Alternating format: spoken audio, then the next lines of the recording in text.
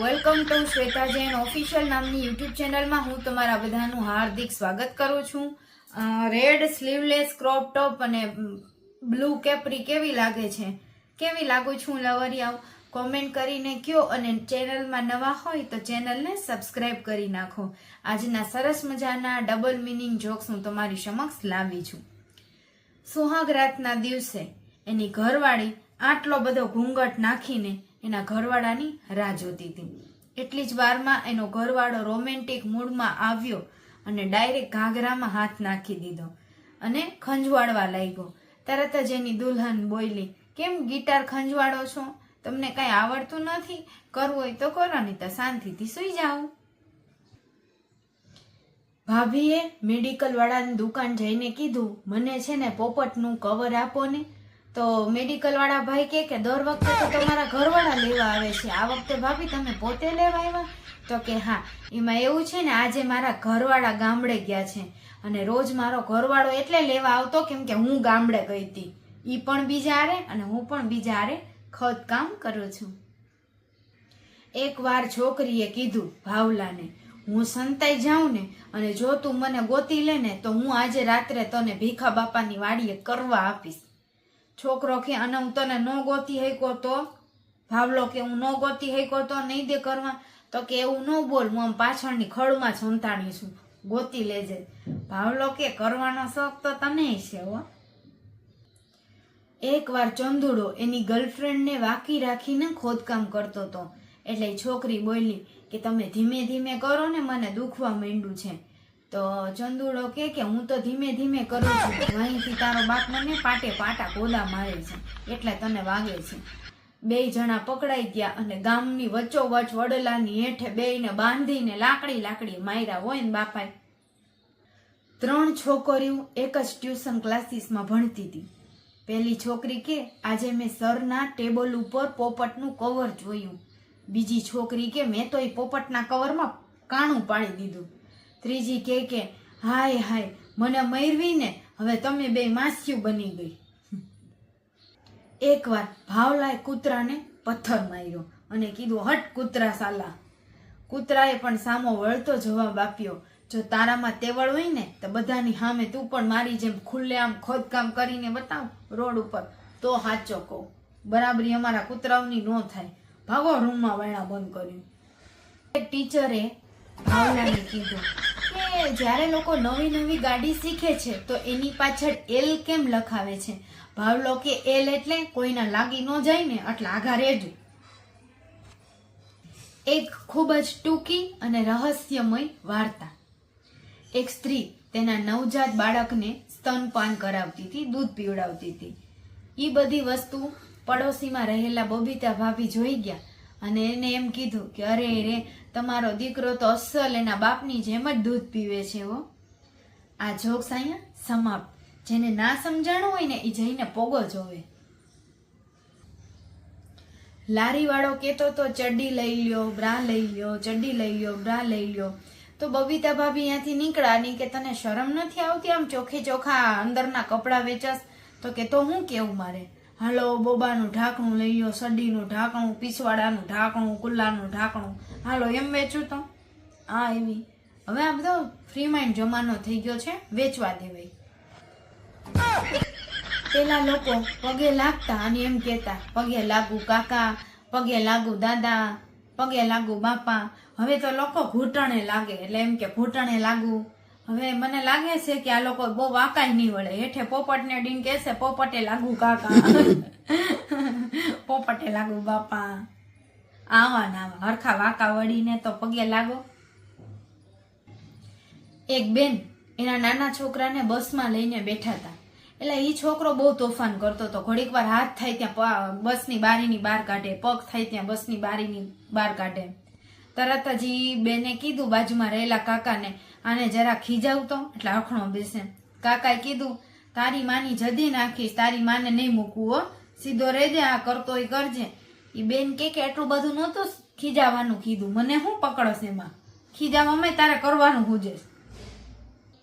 સ્વપ્ન એટલે તારા વગર તને મળવું અને હાથ લારી એટલે તારા મૈડા વગર તને કરવું. એકવાર છોકરાએ એના પપ્પાને કીધું, પપ્પા પપ્પા ઘોડો બનો, મને રમાડો, ઘોડાની સવારી કરાવો. એટલે એના પપ્પા કે હા હાલ તને ઘોડો બનાવો. છોકરો કે પણ કામવાળી બાઈની જેમ નહીં હો, તમે કાલ કામવાળીને ધક્કો મારી મારીને મરી ગયા પણ કામવાળી આગળ હલી જ નહીં, એ રીતના ન ઘોડો બનતા. એક મહિલા ડોક્ટર સાહેબ પાસે ગઈ અને ઈ કે ડોક્ટર સાહેબ મારા માસિકનો કલર છે ને બ્રાઉન આવે છે, શું થઈ ગયું લાગે છે, મને કોઈ ઇન્ફેક્શન છે, મોટો જબરો રોગ થયો છે? ડોક્ટર કે તમે કેટલી વાર ખોદકામ કરો છો? તો એની લેડીઝ કે હું વર્ષે એકાદ વાર કરું છું. ડોક્ટર કે બેન તું ઘરે જા, તને છે ને કાટ લાગી ગયો છે નીચે, કોઈ ઇન્ફેક્શન નથી અને કાલથી ટાઈમ ટુ ટાઈમ કરવા માંડ.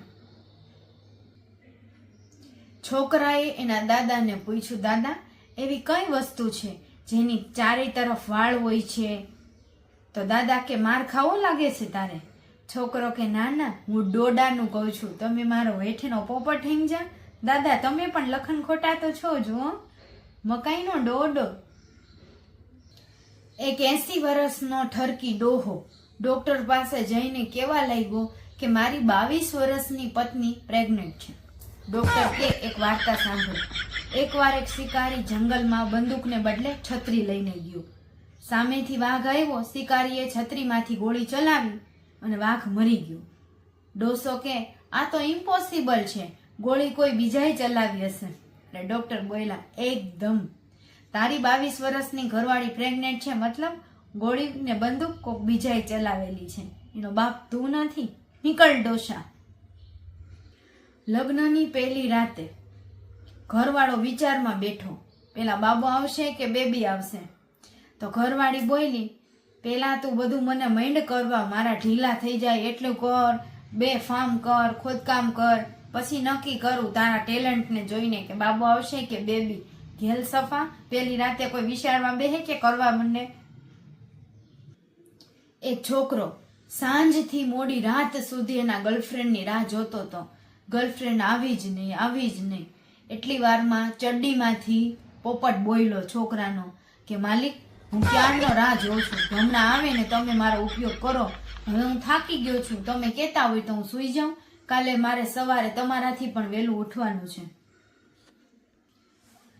સાસુએ સવારે રસોડામાંથી અવાજ કર્યો, ઉઠો. વળી સાસુ બોલ્યા ઉઠો. વહુ કે સાસુમાં આજે તો 4 વખત ઉઠો હો, બહુ મોજા કરાવી. સાસુ કે અરે હવસની પૂજારણ, હું એમ પૂછું છું મારો દીકરો ઉઠો ગાંડી. એક દિવસ ભાવલાને સાયન્સના ટીચર સામે મળી ગયા. એટલે ભાવલાએ સાયન્સના ટીચરને ઊભા રાખીને પૂછ્યું કે તમે સ્કૂલમાં અમને ભણાવતા હતા સાઈન, કોટા, બીટા, આલ્ફા, ઝાટા, લૂટા, એ બધું ક્યાં કામ આવ્યું મેડમ? ક્યાંય જીવનમાં એ કામ ન થયું. ભણાવવાનું ભણાવ્યું નહીં ને તમે બસ તમારા દેખાડ્યા સંતરા અમને. 5 છોકરીઓ કેળાની લારીએ કેળા લેવા ગઈ. છોકરીઓ કે ભાઈ 5 કેળા આપો ને, બધું જણ્યું એક એક કેળું લેવું છે. લારીવાળો કે હું 6 નંગથી નીચે નહીં વેચું, લેવા હોય તો 6 નંગ લ્યો. છોકરીઓ કે આપો ને ભાઈ અમારે 5 જ જોઈશે. લારીવાળો કે ના, એટલે 6 થી નીચે નહીં જ આપું. છોકરીઓ અંદર કે લઈ લઈને એક કેળું ખાઈ જાશું.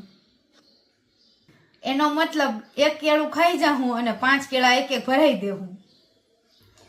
કબાટમાંથી જડેલા નાનપણના રમકડા અમારી આંખોની સામે આવે ને એટલે આંખ રોવા જેવી થઈ જાય.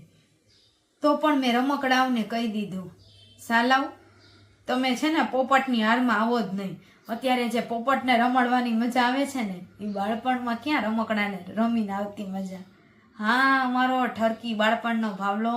હા કાકાએ કીધું બેટા હવે તારા લગ્ન કરવા પડશે, તારો સમય આવી ગયો છે. તો બેટો કે ના હવે કાકા પેન્ટ પર દહીં ઢોળાયું છે, તમે ખોટી અફવામાં રેવમાં, મારી પતર ઠોકોમાં દહીં ખાતો તો. ગમે તેટલું ભણીને ઊંચી ડિગ્રી લઈ લ્યો પણ ઠોકી ના એકેય ડિગ્રી કામમાં નહીં આવે.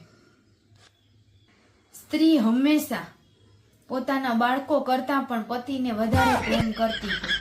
પોતાના બાળકોને પાડોશીના ઘરે મૂકી આવશે પણ પતિને ક્યારેય પાડોશીના ઘરે મૂકવા નહીં જાય, કે નહીં પાડોશીને એનો ઘરવાળો ઘરે હોય ને ત્યારે આવવા દે. પત્નીએ કીધું આ